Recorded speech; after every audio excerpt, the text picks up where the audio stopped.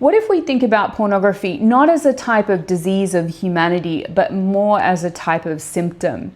Psychologist James Hillman gave this speech, and instead of asking whether or not pornography is moral or immoral, he asked a much deeper question about what kind of culture creates these kinds of images with this sort of hunger.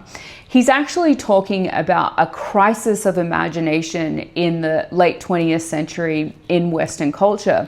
And he argues that we've become psychologically starved. We've lost ritual, and essentially we've lost eroticism.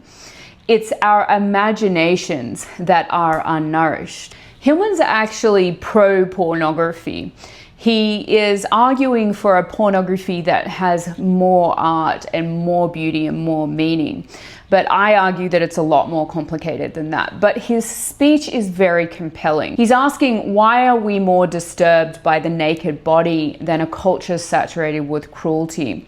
His solution isn't censorship or shame or pretending that desire doesn't exist. His answer is beauty, creating richer images, better stories, deeper relationship, and an art that awakens the soul instead of simply triggering our nervous system. Because when our imaginations expand, our desire can expand with it. And if pornography is filling a void, what have we lost that people are really searching for?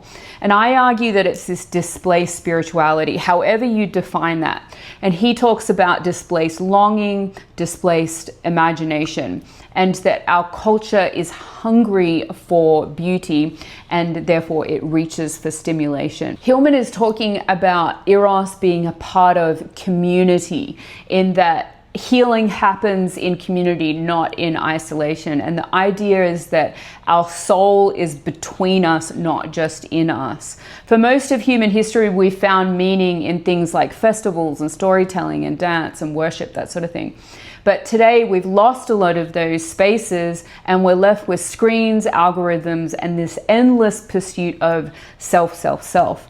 So when the community disappears, loneliness grows. And when loneliness grows, people don't stop longing for that connection. We look for substitutes. And pornography has replaced that participation with consumption. It's replaced that belonging with performance. Hillman essentially argues that imagination is communal, and we have to become more fully ourselves, not by turning inward, but by participating with something larger than ourselves, and that's what eroticism is about.